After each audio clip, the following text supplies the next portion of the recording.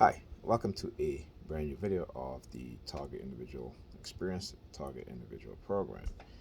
So another thing that they would do, another tactic, particularly on Facebook, talk about Facebook engaging in psychological manipulation using what is called emotional contagion, right? Which is basically, um, they're able to manipulate what you see on your Facebook page.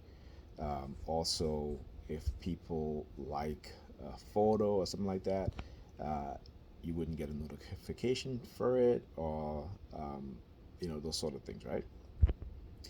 So today, I've posted a couple of stuff, and I've noticed. I said, "Why? How come?" I said, "I know I usually get response to posts that I make. Why is it that there isn't any response?" But there were response.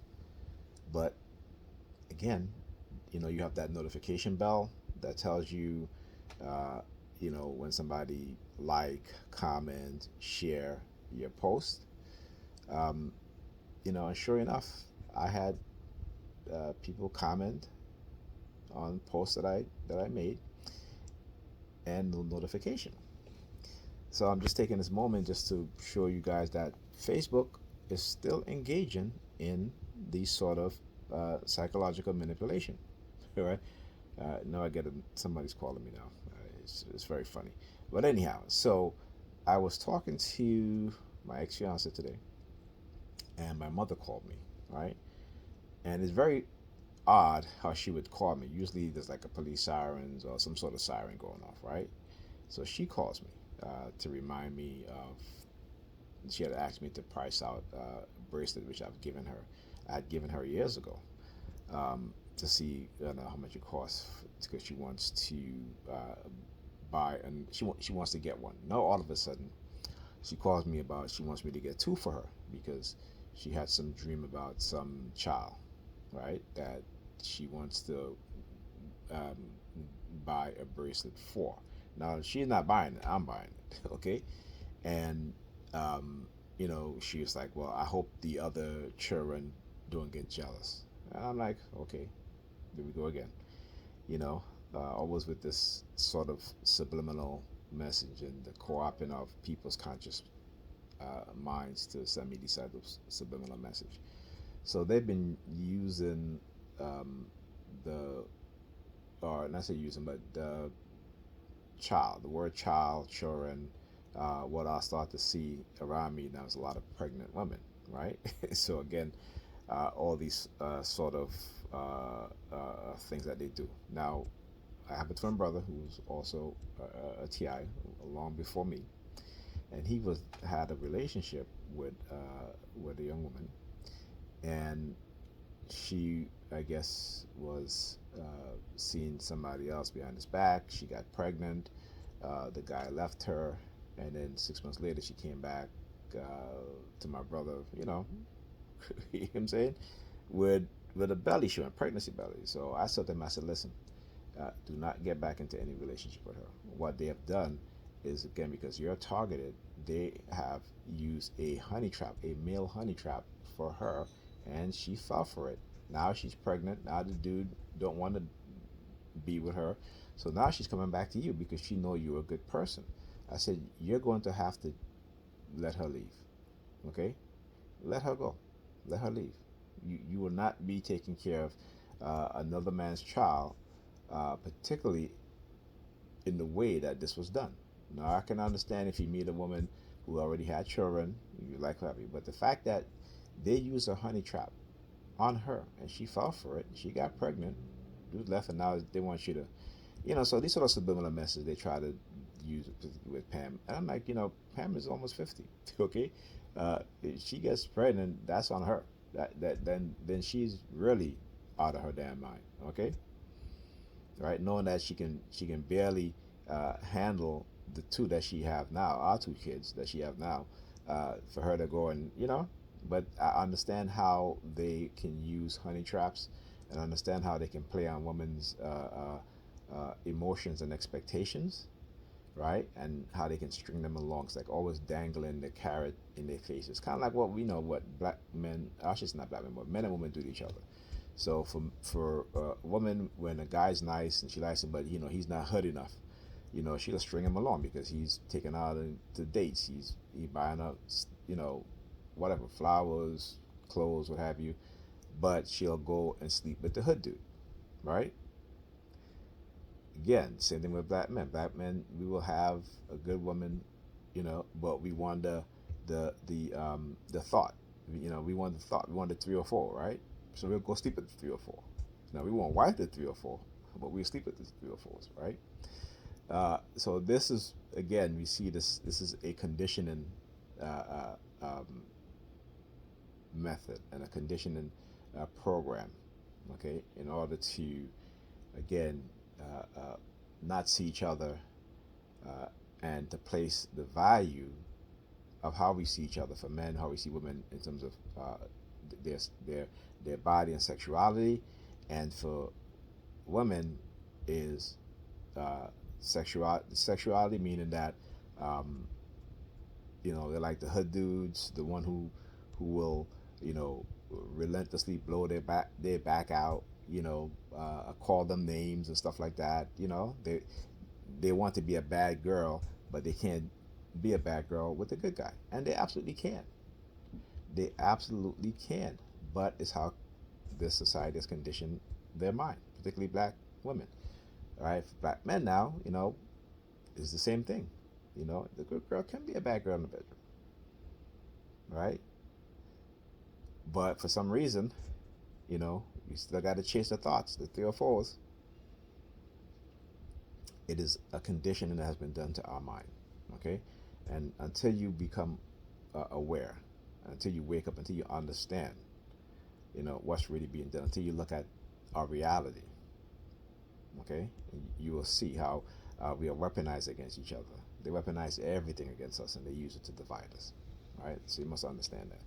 So anyhow, just wanted to put these things out there just to make people know, exactly what it is that they do, and to make people aware. All right, like I said, this has become one of my purpose, to expose what's being done. You know, People may not want to listen, but I just say, hey, that's fine, but look at the reality. Don't look at what you think. Don't look at what you believe. Not think. Don't look at what you believe in your mind. Before I go, so I was having a conversation with my ex fiance, and we were talking about interracial marriages and stuff like that.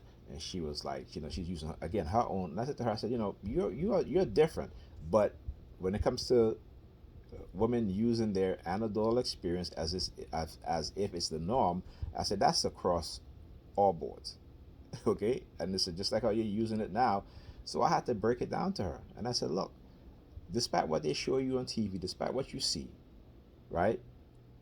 Interracial marriages makes up less than 1% of the total population of the United States. Okay?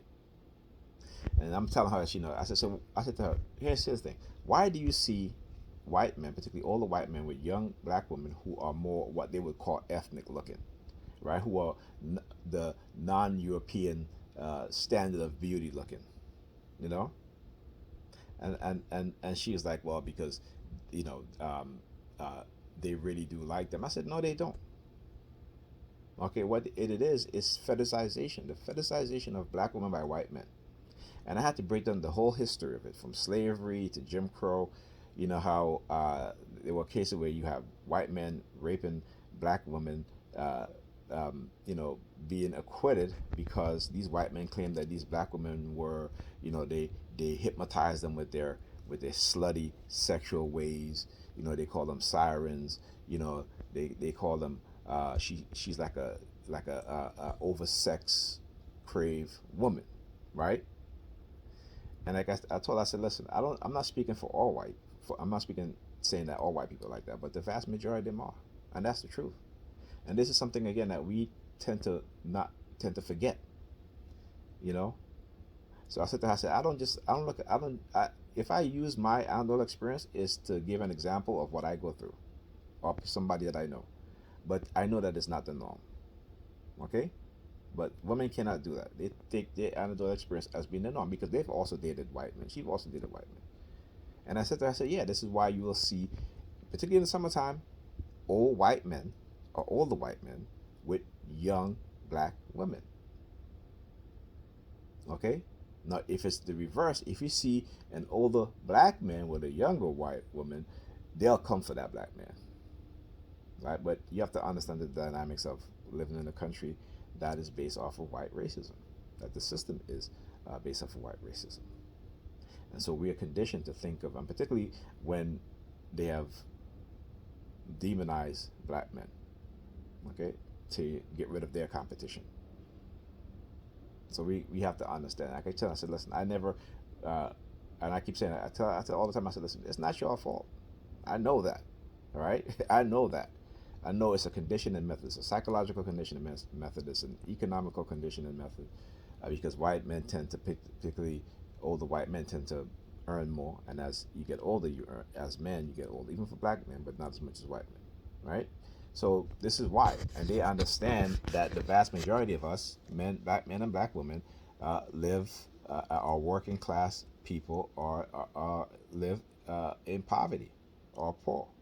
They know this, so this is why they do stuff like that. And I said, just remember one thing: white fathers teach their sons to sleep with black women, or you got to experience a black woman, right?